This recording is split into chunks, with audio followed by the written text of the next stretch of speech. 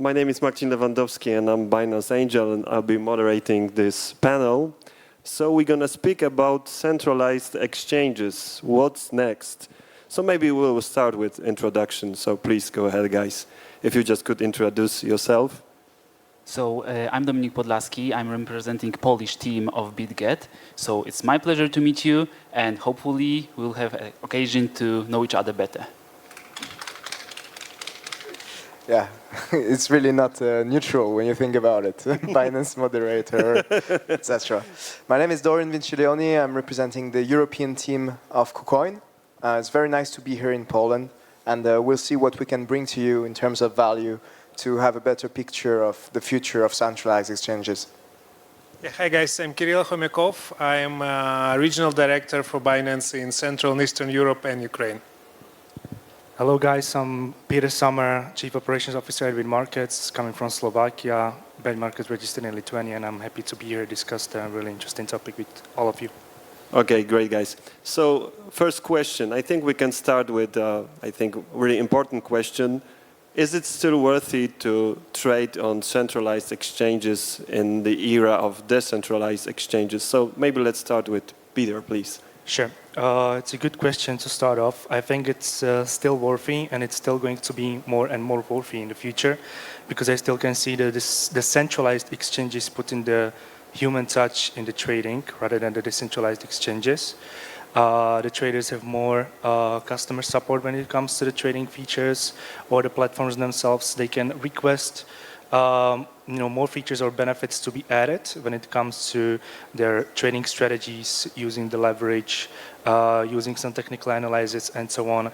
So I believe that the decentralized exchanges also have a lot of benefits that can prove themselves good for the trading and for the clients who invest them, since it's more probably simpler to do it and register the account there. But we at Bitmarkets are still rooting for the customer support, localized customer support, and till now I cannot really, imagine even myself trading on a decentralized exchange rather than the centralized one, then I can interact with the management too. Okay, great.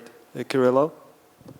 Yeah, it depends, right? That's the answer. It depends on what you want to do. If you want to buy a Bitcoin or something and then hold it for 5 years, and if you are technically advanced enough to keep your keys safe, which is seems to be the simple things, but not usually, then yes. And also, but for all the other operations, unlikely, because the user experience is awful. Commissions are high, there is no bridges, there is no trading pairs, there is no customer support that was said. So I think that for the decentralized exchanges, it's a long, long way to go to be anywhere near the centralized exchange in terms of the user experience. So unless you don't trust anyone in this world and is technically advanced enough to keep your keys, yes, all the other cases, not yet. Okay, great. Dorian? Yeah, I totally agree that so far, and we've yet to see if this is going to continue to be the case in the future, but it's also our job as centralized exchanges to get the user experience even better, even simpler, etc., and so on. And for now, the user experience is definitely simpler and better on centralized exchanges. That's one of the big points. And I would actually look at the fact, practically speaking, even after all the the events that happened in 2022, who is using a DEX today? Well, when you look at global volumes, DEX account for a bit less, around something like 5 to 10% of global volume per day on average. So, what it means is definitely that maybe it's not even, it's not even the fact that people are not trading in a decentralized way that's the most important. Maybe it's more the fact that this possibility exists, and that as a CEX, even if we have decentralized version of the product, we can still first have other products that are more turned towards decentralization, and I hope we'll dig into that later on throughout this panel. And provide a better user experience, bring the mass adoption. Like CEX has a role, it's just very different from a DEX, and maybe they are more complementary than substitutes in this case. Great, thank you. Dominik? Well, despite the DEXs are on the rise, I'm quite convinced that CEXs have nothing to worry about. I agree with other guys that the entry level is crucial here, because when we expect the adoption of the cryptocurrencies over the world, we can expect the people going through the CEXs and then enjoying the DEX. So actually, the pure existence of DEXs is quite reliable on the CEXs itself. So that's the first part. The second part is the flexibility of the CEXs. The CEXs are accustomed to make rapid changes in the products or in the utilities of the company itself, so people can enjoy it. While DEXs aren't created to make rapid changes itself. So here is the reason. Another reason is also the humanization. We are striving to get more of human contact, so it's kind of psychological effect. With the increasing rate of people spending time at the computers and having less humane and social contacts, we are striving to get the contact with other people. So even the business is becoming H2H instead of going to B2B. So I'm expecting people will still be interested in looking forward to CEXs because of this, to just get the humane support. Okay, great. So I think we can move to another question about centralization and decentralization, but on CEX point of view. So maybe Dorian, if you can tell us what you think about it. Yeah, it's a good continuation of the conversation from where it started. So actually we are in a bit of an impractical space as a CEX, because we have this centralized version of a product in a space that believes in our industry in full decentralization, full financial decentralization. So it seems paradoxical at first, but let's take the thought from there. And once again, maybe the fact that we have a centralized version of the product is not so important and so paradoxical in the way that if people want a decentralized, fully decentralized version of the product exists, and there is nothing anybody can do to prevent them from using it. And actually our role as a CEX, in this case, as a centralized exchange, is to be this kind of frontier, this kind of product that will bring more and more people to the edge of what you can do with the centralized version of the product, and then to be ready to jump if you see fit to jump in the decentralized version of blockchain and really interact with your own non-custodial wallet, etc. That's the vision we have at KuCoin, the People's Exchange. We want to have this version of the product for all users, meaning new users need to be familiar with the product, even though it's very new to them, but also taking users on a journey to decentralization if they want to have it. So yeah, we have our own non-custodial wallet designed for that, Halo wallet. We are building a whole decentralized ecosystem on the side of the centralized exchange to make this come true. Great. The journey has to start somewhere, and if we are thinking about mass adoption, the easiest way is to go to CEX and to start, the journey with crypto. Okay, great. Peter? Yeah, I completely agree with Dorian. It was a good answer. I would say that we centralize the process, we decentralize the user experience. I see it in this way. And also with the upcoming MiCA regulations, they will not be regulating the decentralized finance or decentralized exchanges. So I believe that people will be requesting that less regulatory or reporting scrutiny, right? Because they really don't like it. So for CEXs, it's a must to offer or extend the portfolio of their services or products by either decentralized exchange or some other DeFi products. So I believe that we at Bitmarkets also can do in this way and provide the best, user experience for them. Okay, great. Kyrylo?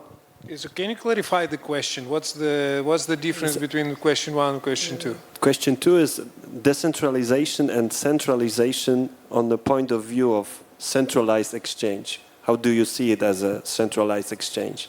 Yeah, so all the exchanges having the decentralized products, right? It's obvious, like Binance has Trust Wallet, all the other exchanges has anything else.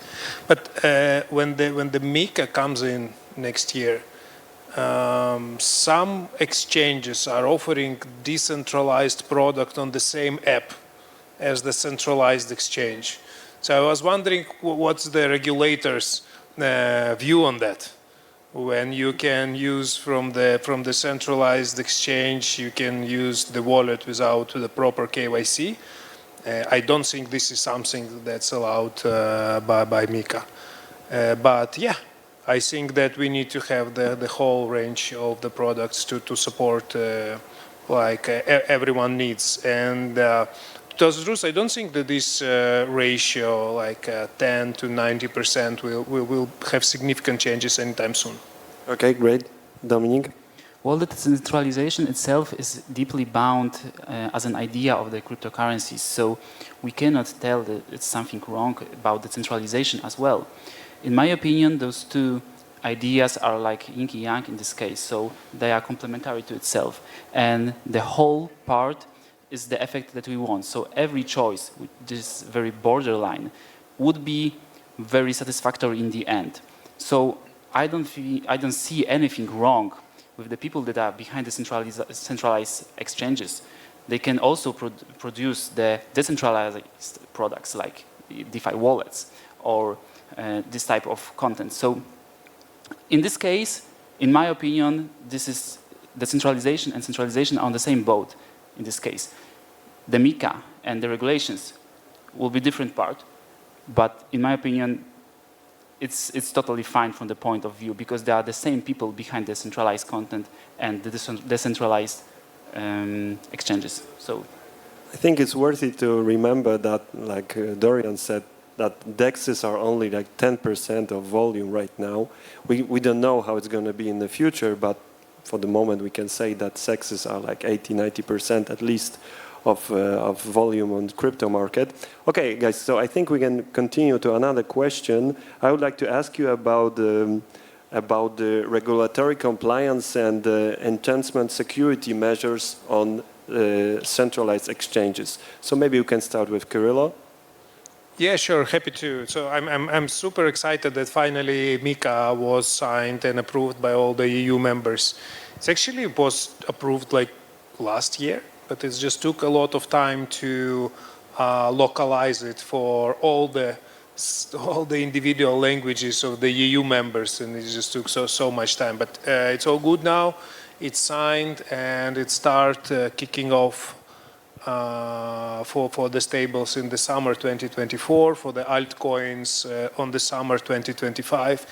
And I think overall that Europe will return the status of the global leader, because it's like a first regional regulation, not a separate country, but first the regional regulation. And for the all European countries, it's going to be having a very positive effect. So the users are going to be protected. There's going to be taxes. There's going to be new jobs, new projects, new IT talents in this space. Overall, more boost to the economy and hopefully the global leadership. So. And also for the exchanges, it's going to be quite easy. So instead of building operations in all the countries where they have their individual regulation, it's going to be just one license, passportization across the whole EU. So I'm very excited about it. Yeah, sure. Regulation is clearance, so we know what we can expect, what we can do. Dorian, what do you think? Well, I fully agree with what was said, and I would add that it's very important to have clarity. All the events that happened in 2022 really showed us that the more predictable, the more reliable the industry, the better for its development. And this is all part of this institutionalization of the cryptocurrency blockchain industry overall. Honestly, there is still a lot to be seen. Well, we will see maybe how these licenses are achieved, how long it takes, etc., the practicality. But for now, what we see is some kind of a clear structure for the first time in a region as you mentioned, and that's very important to note. And yeah, definitely. Well, I would advise all users to stay tuned to the updates of exchanges online about regulation in this framework, because there will be some changes, and it will happen in this year, the coming year, like very fast. Now that we have a schedule, clear structure, all this is happening. I totally agree with you. So this is the first time that we know the path, we know the way, we know what is at the end of this way, and so we know what to expect. Great. Peter? Yeah, we are rooting for the regulations. We are more than happy that the regulation is finally here and it's coming. And we've managed to go through it. We managed to go through the law and through the framework. And it's pretty much very similar thing to what's being regulated now in the Forex industry, for example. Most of our team are actually coming from the Forex. So we are well prepared for anything that will be necessary to do when it comes to reporting activities or informing users, making the transparent process for all and for all processes. And I believe that as probably all of you, that it will bring more institutional funds from the companies, from institutions. The communications with banks will get much more easier, right? Because now it's a struggle after the 2022 event. So yeah, I'm more than happy that we finally have it here, and I think that we'll benefit from this large liquidity that it will bring. Great. Dominik? Well, first of all companies all over the world from different branches, cryptocurrency as well, struggle with instability in the law. So when the law isn't understood and is changed every few years or maybe every few months, it's a huge problem from the companies. In this case, companies used to flee to other countries where the law is stable. So overall, the regulations are kind of bullish news for the cryptocurrencies because they can lead to mass adoption of the cryptocurrencies. Although it will be nice when the regulations would be very stable and monolithic. In this case, we have different point of view in the USA, different point of view in Europe, and different point of view in Asia. So probably until the whole market and the countries will be mature enough to go on with one stable law regarding the cryptocurrencies, until then we will have the time to proceed to the mass adoption. Once it happens, probably it will be case of the months, not years. Okay, great. Thinking about centralized exchanges, what would you think, how the future would look like? If there will be still place for CEXs, or maybe DEXs are going to be like 90% of volume. What do you think it will look like? Maybe let's start with Peter. Yep, so as we said at the beginning, I think that the centralized exchange will be more and more utilized, mainly once the regulation will come and will take effect in 1 year or maybe beginning in 2025. So I think there is still a need for a lot of people, a lot of users that need this type of introductory and some human touch and customer support that they can be actually explained how to be adopted in a crypto space, right? So the DeFi or the DEXs will be, as we said, like an extension of the services that we as a centralized exchange can provide. But on the other hand, I think that it's going to take tens of years for the centralized exchanges to be, on the top until everybody will be able to use their own wallets and investment strategies themselves. Definitely. In crypto space, we say that decentralization and being anonymous, this is a holy grail, but not every user knows how to use it. So I totally agree with you. No, not just every user, right? Less than 10% of the global population Even less, yeah. understand what crypto is, not even talking about having an experience. And Europe is one of the less crypto penetration in the world region, right? Because the underdeveloped regions when there is economy instability, when there is the inflation and all this stuff, they are very into crypto because they are daily looking for the options how to save their money, how to invest, etc. Because they don't trust the local currency. But Europe is the different case. So here specifically, the growth will be the biggest once the regulation is in place. If at least 20, 30 people will understand what's happening in crypto for the next 1-2 years, it's going to be like 300, 400% growth and the central exchanges will take 90% of it. So, I mean, it's so early for the industry. And once we can use the altcoins, Bitcoin, etc., as the method of the payment, it's going to be another X. It's gonna be new moon, like we say in crypto. Okay, great, Dorian. Well, that's a very nice perspective to have, but yeah, there are many challenges to overcome before that.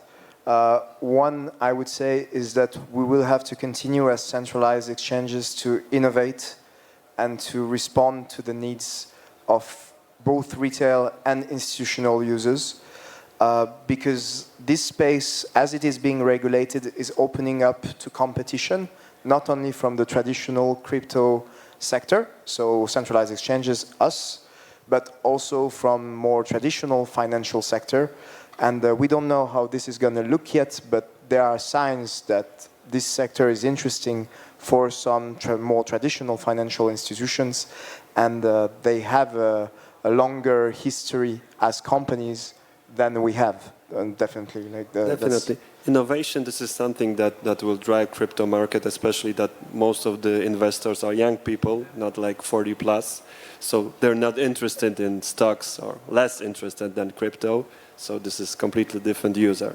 Absolutely, but there is also the fact that we are in competition, as I mentioned, with these traditional financial institutions Definitely. now. And the reality is that if we want to provide a service to institutions, we will have to be at least as good as the traditional financial institutions, meaning in terms of liquidity, speed, in terms of diversity of assets, and that's something that we have that they don't, like this huge panel of potentially very high-performing assets. This is something that we can bring to the table. Also, the fact that our markets are intrinsically open 24/7, which is not the case in traditional finance. So all these reasons makes that we have a case for our industry and to, as the first comers, to take the best positions, but we will need to strive to innovate. And for retail users, same thing. We need to continue to improve this UX. User experience needs to be much better because as it is now, we are not reaching mass adoption the way it is. And it's our job to make it happen. Sure. Dominik? Well, as adoption grows, I'm pretty sure that CEXs will hold their position as a gateway to crypto because of the entry level, because this is the easiest way to become someone in the crypto. So we can also ask ourselves, what will be the road to adoption, especially in Europe? Because as earlier it was mentioned, other countries got the drive from the current governmental situation, for example. In Europe, we are pretty stable regarding those. So, in my opinion, the adoption in Europe can be driven from the entertainment, because this is what we are mainly focused, and especially the younger generation. Here I'm talking about the NFTs, the fashion, the metaverse, the gaming. Every part of those markets is huge regarding the real world, I mean, not crypto one. So if we can adopt this in the cryptocurrency space, in the blockchain space, the adoption will go faster even in Europe. So this is the first part. And the second part, as earlier mentioned by Dorian, we are competition to the traditional financial markets right now. We've seen that banks crumbled. We lost the trust to traditional banking system. We don't know what they are doing with our money. Sometimes it has been lies, sometimes it has been covered. So we have to really think about it.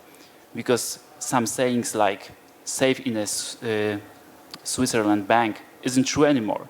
So where this all money will go for? other industries? Not really, because it's the financial sector. So some eyes are looking forward for the cryptocurrencies. When banks have been crumbling, the Bitcoin rose up. This is something, in my opinion. So can we assume that in the future centralized exchanges will offer anything more than crypto, or you think that the assets that we know right now, let's say stocks, they're going to be tokenized, they're going to, I don't know, look like NFT, or maybe we'll have a competitor from different way? What would you say if traditional finance will come to our market? What do you think? Kyrylo. Yeah, that's a good question. And frankly, I don't think we are competing with the traditional finance. I think we are competing with the adoption of the crypto. That's our only competitor. And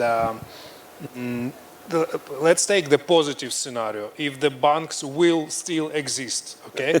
So we wish them very good. Yeah, so if there is not going to be CBDC, if the Bitcoin will not be globally recognized as the standard payment method, in this case, the banks will exist, right? So if this happens, most probably they will need to very quickly either set up their own crypto services, or most probably partner with some crypto exchanges.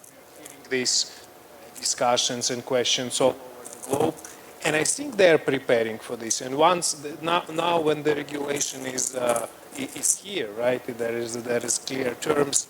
I think that this year will be critical for all the banks, either adapt or potentially disappear. Or die, we can say. Yeah. Okay, Peter? Yeah, today I was actually reading the news about the Chinese government approving the CBDC and the digital yuan, and it's one of the first time that the people from China can actually buy stocks using the digital yuan, for example, right? So the CBDCs are definitely one of the products that will be most trendy, you know, in the upcoming years. And we can even open a discussion if it will even replace the stable coins as we know them right now. So, but anyway, to answer your question, when it comes to more products being added to the centralized exchanges, it was a good suggestion for the security tokens, right? So I think more and more exchanges will be trying to tokenize the stocks, tokenize all the traditional assets that can be actually bought and transacted on the blockchain. So this is, I think, another focus for another years. Great, Dorian. Yeah, definitely. Like this tokenization, like expanding the range of the class of assets that we provide is definitely on the table. Now, we are having regulation for crypto assets as they are today, and actually we are still lacking some bits of information about NFTs, which are already a bit more tricky to regulate than, let's say, more traditional tokens, even if traditional is not the good word in a 10-year-old industry, but let's call it this way. That's true. So about the crypto, it's like that we cannot know what will come with the close future, and distant future is very, very, very far away, so we cannot even speculate how would it look. So do you think that maybe... Well, we have some hints. For example, we can look at what the users are interested in. Like there are, you know, some trends that settle in. And for example, right now, we clearly have this trend about AI products, AI-related products.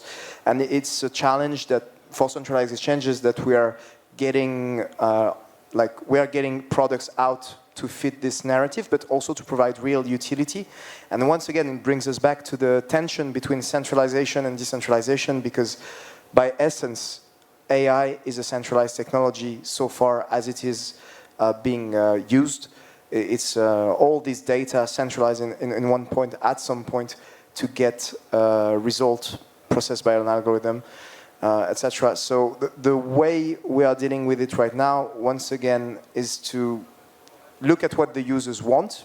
Like at KuCoin, we have a very user-centric approach to everything. We are really focusing on the feedback of our users and stuff. And when we see other centralized exchanges like us developing products related to AI, and there have been a couple of them lately. So we are fitting this narrative, developing this kind of products. Now, to get a broader, larger view about how we are going to head regarding like other classes of assets, etc. Well, let's see how we manage with the regulation of these assets first. But it's totally on the table that, I mean, we are bringing competition to a traditional industry which has not known real competition for, I would go as far as saying, centuries. Definitely. How does it look on Binance, Kyrylo, about the user experience and the things that user would like to see? From the product perspective, there is a lot of things to do. There is a taxation mechanism to be created. We are also adding now the PLN functionality for the users. It's very tough now, especially if you have a lot of assets, if you have a lot of trades, price fluctuations, to understand where you are, right, in terms of your investments. So I think it's going to be a very useful one. We are building new deposit page. It's going to be much easier to deposit both fiat and cryptocurrency. What else? I think that's it from the things that will happen this Q. And how do you think the future of user experience on centralized exchange will look? Because right now you still have to know something about crypto to deep dive into. Do you think it's going to be simpler? I think in GameFi, this is the example of what they're trying to do, that it has to be as simple as playing game. Do you think it will look like that on centralized exchange? Dorian? Well, very fast. We brought online banking to people which didn't know the internet when they were younger. So if the traditional finance industry managed to do that, then we should be able to bring crypto to people who don't even know they're actually interacting with blockchains. Like you don't need to know the back end of your online bank to use the app, and that's exactly what we You don't need to know how internet works to be a part of it. You have to send an email or anything like that. Okay, Peter, what do you think?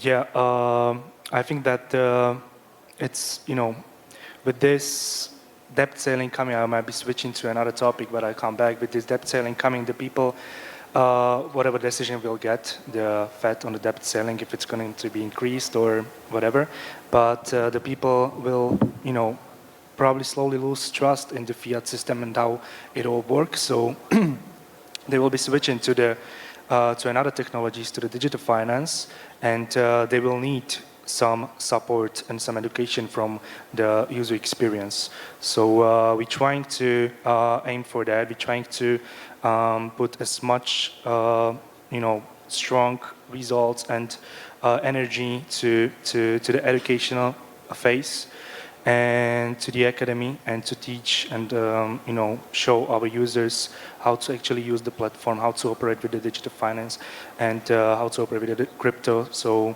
this is what we are aiming for. Okay, great. Dominik? Well, in my opinion, the entry level is something totally crucial to engage the people. To engage the people coming to the crypto space. So we are doing everything to make the people coming feel comfortable, starting with the transparency and the education and making it as simple as possible. So we can take a hint and take advantage of, for example, GameFi, as it was mentioned, to see how simple we can make it so people won't feel stressed about engaging something new in this case. This is our main goal, and if we are going to enjoy this adoption and gain the trust of the masses, this is absolutely crucial, the transparency and making it as simple as possible. So we're saying about mass adoption, and we all know that we're aiming for 1 billion people in 2030. Do you think it is possible, and what about the centralized exchanges? Are they going to manage to have that many customers, like 1 billion? What do you think, guys? Dorian? Well, it's fortunate that Binance has competition like KuCoin and other exchanges to leave a couple of users of new users out of this billion, because you would be overstretched. Yeah, for the moment. No, but we will do whatever we can to assimilate all these new users and to drive the mass adoption. The truth is that the ultimate goal will be reached when people don't even know they're interacting with crypto while they do. Definitely. Kyrylo? Yeah, that's a good one. But jokes aside, I think that we should not compete between each other, right? There is so many users that will come into the industry that we need to work together and we need to push the adoption. There is going to be so many users that all the exchanges will have their fair part, right, based on their strategy, products, etc. And I think that one of the key things is make the products that people are using in their daily lives. So as soon as we can do it as the industry, the faster we will get to this 1 billion, right? At minimum, like cards that people can pay in every store.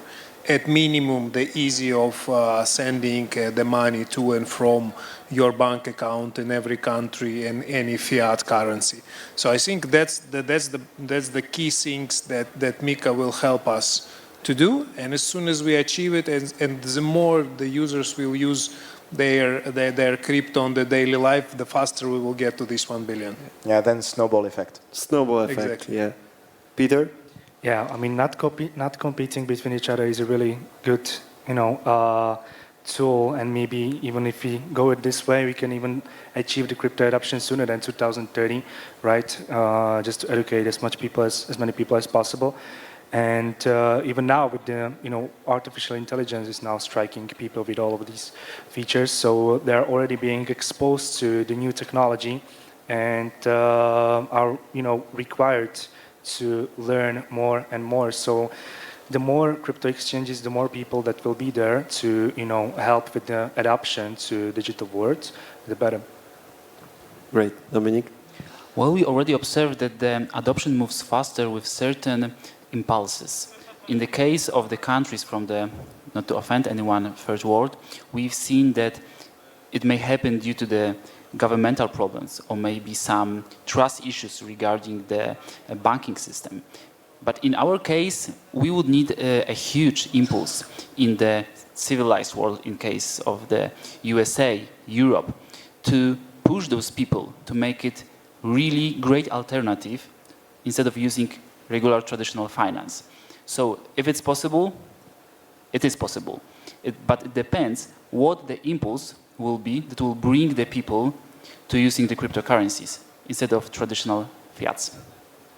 I still think that GameFi and NFT, this is a good place because people, these are not the obvious things that it's related with crypto. Well, if I can intervene, I think that you are right for Europe and Sure. these kind of places because, where the financial system actually works and you can rely on it in your day-to-day basis life. Because when you think about places where financial inclusion is much less achieved, like Africa, Latin America, their crypto, even without gamification or whatever, makes sense. It's a must for them, yeah. They don't have a choice like us.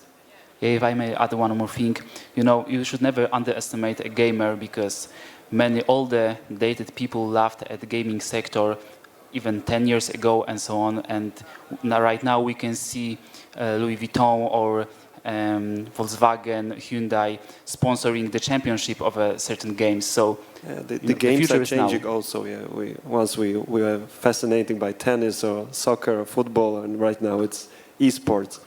Peter, do you want to add something? Currently, I'm good, probably. Okay. Yeah. Okay, guys, we're almost done. Thank you so much for this magnificent chat. I wish you all the best and see you around. Thanks a lot. Thank you. Thank you very much. Thank you.